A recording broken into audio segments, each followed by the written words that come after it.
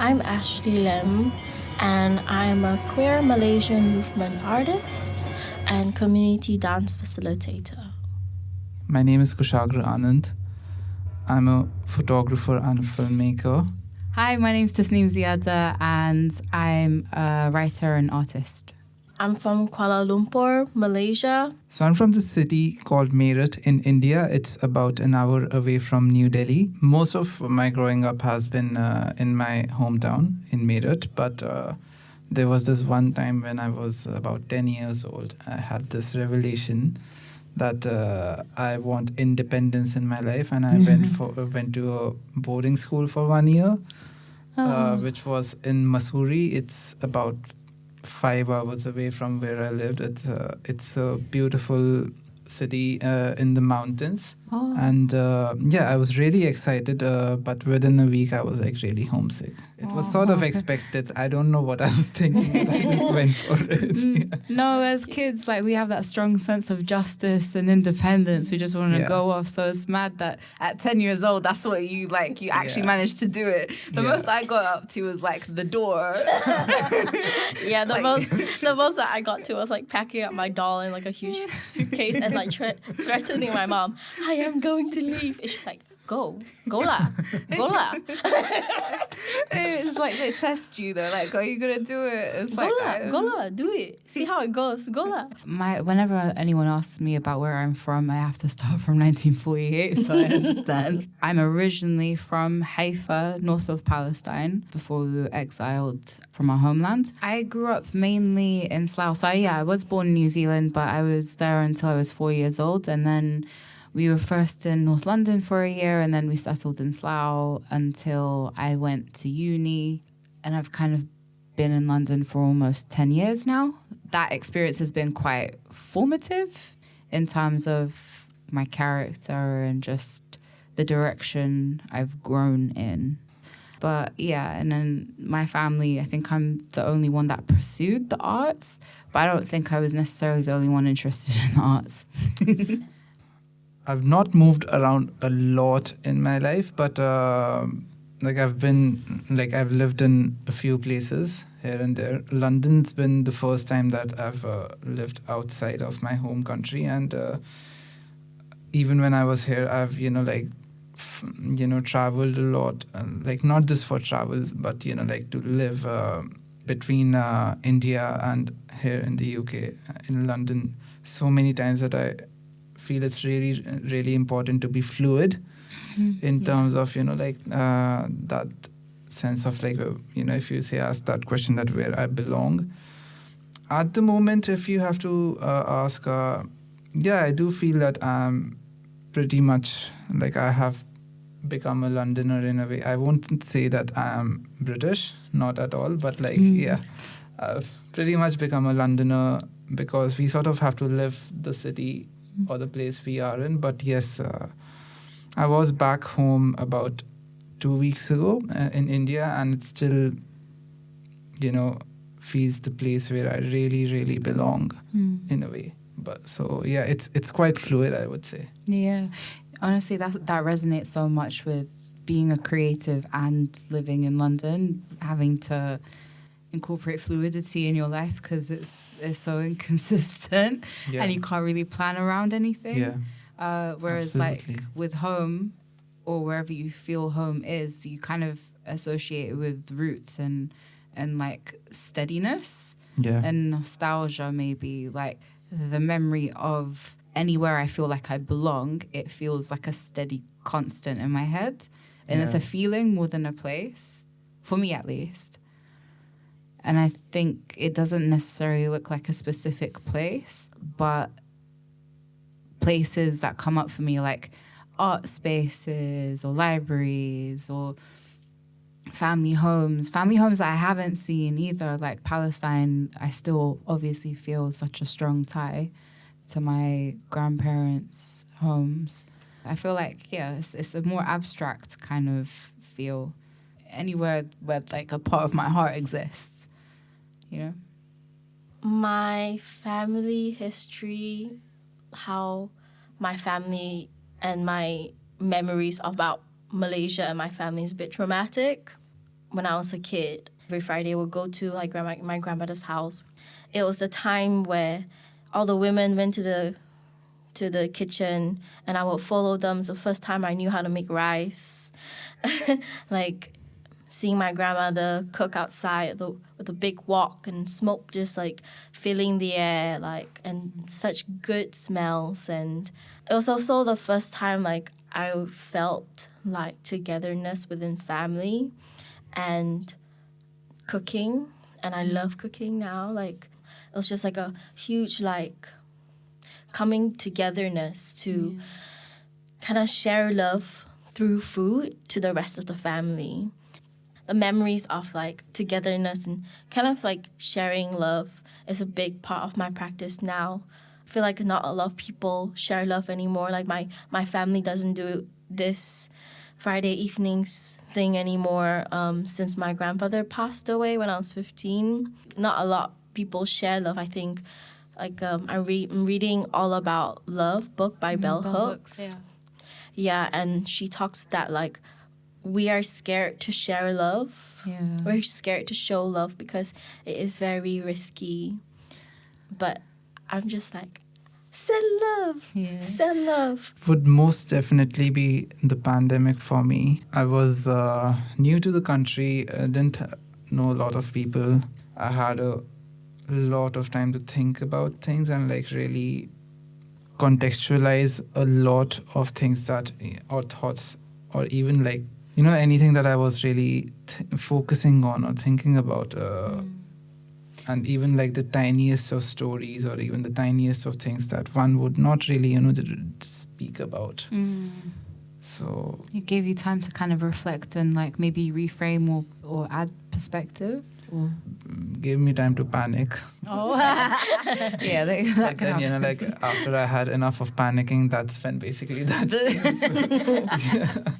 The reflecting, processing, readjusting. Yeah, I mean, it comes at some point of time for sure. But yeah, like there was a lot of panic for me before that. But yeah, here we are. For me, I find that process constant. Like, I know you can slow down time. I know you can, you know, be boundaried and take things in steps. Yeah, most definitely. And I think another sort of learning from those times, which I've like really had, is to just take in a deep breath, really. Yeah, that helps. That always helps.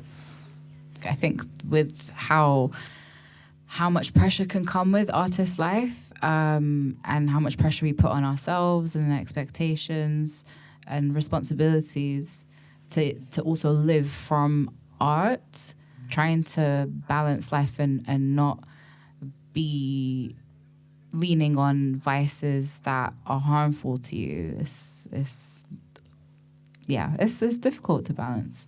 Yeah, I'm just gonna bring up capitalism. Yeah.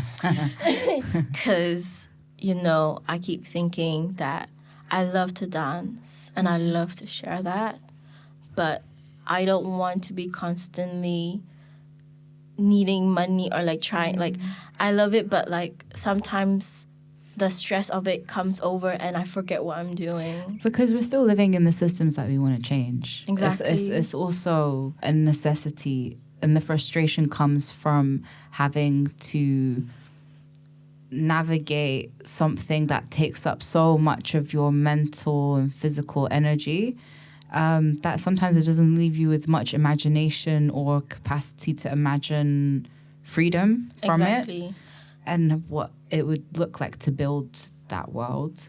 Yeah. There is some wisdom in how people persevere, because life is hard for everyone, and sometimes you might not get the best of people, but it doesn't mean that they haven't got good in them to pass down or along. End of last year, when I went on the radio for like a Palestine takeover and Hazem Jamjoom was on there, what he said really stuck with me, that there is a power in showing up and being counted.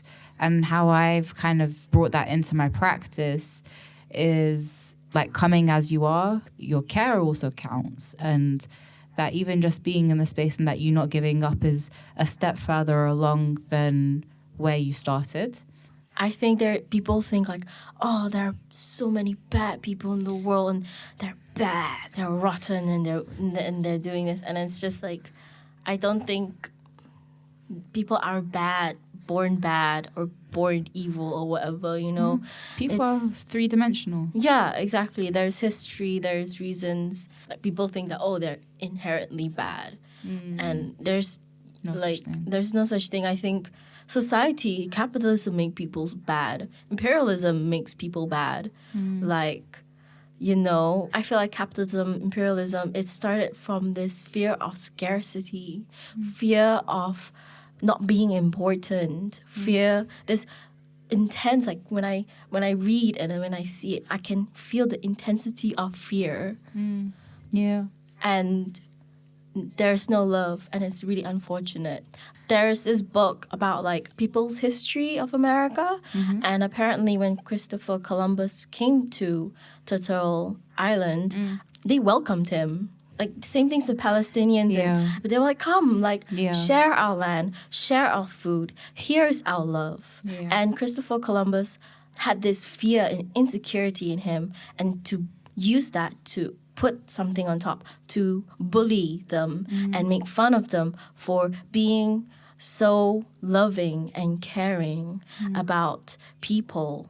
I feel like that fear has just come all over the world by colonization. This fear of scarcity, this fear of people being out for you. Like I feel like sometimes people feel like they have to hold a knife so close to their chest, so scared that people are going to attack them. And I feel like this a lot in dance because there's so much competition within dance. Like, everybody's so scared. Like, who's going to take my pointy shoes and break them in half? Like, but art is all about love and sharing. And if we just, there is no scarcity. Like, the whole world, there's enough for us. It was really hard for me to identify as a dancer or a Malaysian for a very long time, in the way that dance traditional training or what I've gone through, a very Eurocentric dance training, they make you feel like you're a robot. They make you feel like you're replaceable, that it doesn't matter who's on stage. I can replace you whenever and whatever like reason I want. Do they make you take out your identity in a way? Yeah. Kind of, like, the training that I went through, like I think in dance there's the art and then there's athleticism, something like that. I don't know how to pronounce it very well. And a lot of people focus on that athletic part of it. And it's beautiful being athletic, you know, like you can touch your toes. That's fun. But we forget about the art. We forgot to teach about the art. And I think what actually helped me was my master's course, because the facilitators that were teaching me, they showed love and care. And they saw you as a human and a person. And that 1 year was so intense, but it helped me so much because I need the nurturing and not being told that I was a piece of shit all the time. Damn. You are told that you're a piece of shit. Whilst dance training? Yeah. Mad. For my end of year feedback for my college, one of my feedbacks was that I needed to lose weight. Wow. Because my feedback was that I was fat. I cannot be fat because dance is a visual art and you need to be entertain the people that are looking at you. So you need to be skinny like those white people, so then your art is valid. So when did you start to define art as not like a aesthetic and actually the visual storytelling that you do? It was a long process. Like, I think it got to a point I was like, fuck this shit. Like, no. I said, in my heart, I knew how I felt when I was dancing. And I said, nah, man, I'm not gonna be doing this. I'm not. Like, no. Like, I put my fucking foot down. I was like, no. And I started redefining what dance was for me. When was that? When I was like during my degree, when my master's, when I was also finding myself as a non-binary person, being like seeing all the social constructs, seeing how much lack of love, or I think it's just like collection of recognizing. And I think I was like, no, like I feel joy when I dance. I know I am good. I don't have to prove to anybody how good of an artist I am, because I know in my heart and deep in my gut that I feel really powerful when I dance, that it is a language that I find the most comfortable in to express. Like, I'm dyslexic, so it's really hard to express with words and really put my feelings into that. But like movement, it just explains it for me. It was my therapy and my hurt. It was my joy. It was a home for me to go to. It was a stabilizer. And I didn't want to lose that. I wanted other people to feel that way. I wanted myself to keep on feeling that way. There was a point where I totally lost that joy. But you're teaching people to feel comfortable in their first home, their bodies. Exactly. And that's like from what you've said, that's what I'm like seeing is like you're experiencing the stability of feeling at home and like in your body. Yeah, I think like in a way, I knew I was creative quite early on in my life. Another thing to reveal about myself, I've also been a musician. Really? What the hell? You are this person like designs cars, photographs, and films, and now he's Yeah, so I always I started with the harmonium, similar to what a keyboard would be, or a piano. Yeah, I started playing that, like was very, very musically influenced, which I think carries till today and helps me really define myself and think as an artist. And there was that part where you mentioned, like, the whole designing cars bit where like it did require like artistic skills as well, because like it's really how like we're designing stuff and we're like, of course, solving a particular problem but making sure it looks the best as well. So like there was I did feel that I gave a lot of creative input within those projects as well. I was sort of discovering photography along that point of time in my life. It's about 9 or 10 years ago now. By the time I had finished my undergrad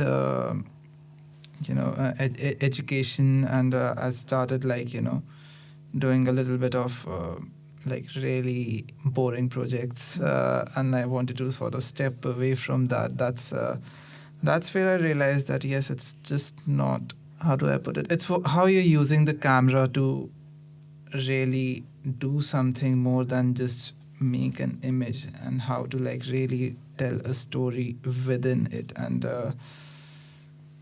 it's sort of combined with like music. That's how I like really cook a lot of narratives and a lot of stories within the photographs as well. And I obsess over that like bad, like I go in like loops, but you can see a lot of movement in your photos, like a story is there. That basically like movement, like again, like it comes from that place of like anything still in an image, it's like it's quite boring to me. Like I just love something like which has dynamism and the depth to it, in like those regards. And that sort of like built more and more and more as I shifted to the UK. But that's where I sort of realized that like that's what I look in a photograph as I make it. And as I got there, I did realize how close to cinema I was, and that was just like the natural next step, which I'm so glad that I took, because I do feel as an artist what I now bring is cinema in my photographs, but like that, photographic vision in the film work that I do.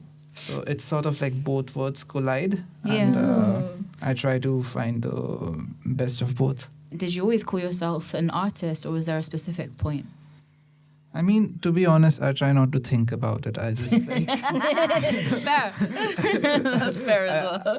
I'm a very, very big believer of just putting in the work to do like something, whatever it is, like, and it's... And people can define it however. Yeah, and like I just stopped, like seeking validation, like, and like, I just don't care, like, if someone likes it, I'm happy. I'm like really glad that you could connect with something that I made, but if not, then good day to you. I love that. It was the shadiest good day to you. Oh, actually, no, that's me projecting. Because I'm too Gemini for like to not care. So like part of me is just like, no, there's power in the name, but also I really hear just like allowing it to be defined however, because your role is done. You've created, you've let it go. You like whatever comes off the back of that isn't your responsibility. But at the same time, it's a bonus if people resonate with your work. Absolutely. It is validating, but like you said, it's like instead of searching for external validation, it's just like you want to just keep creating. Yeah, absolutely. And all three of us are from such different, backgrounds. We've had such different childhoods, upbringings, even like where we've grown. It's really tough, like for everyone to relate to everything, and it's just fair, like at times there are things that one relates to, and at times they don't. So.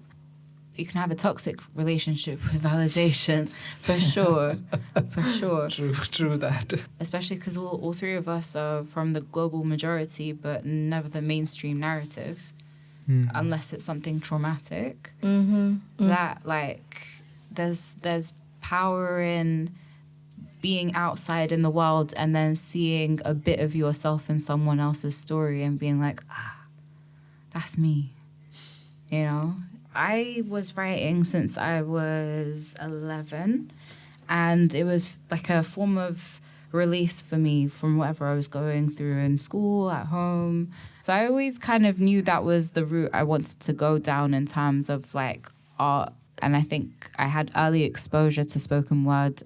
When I started to go to open mics in London, I didn't necessarily see it as me taking a step forward in a serious career in spoken word. It was more like, cool, there's a place of people just talking about their feelings on a mic. I was building relationships through my art, through word of mouth or whatever. They would bring things my way, and it just kind of became a career. But in terms of like actually defining myself as an artist, when I quit my library job and I went full-time freelance, and people asked me the question of, what do you do? And I realized that before I was defining myself by the place that I spent the majority of my time. So when I quit that, and then people asking me, what do you do? And I was like, oh, I'm a writer and I perform. And they're like, oh, so you're an artist. I'm like, oh yeah, I haven't got anything else to say that I like. This is actually how I'm paying my bills.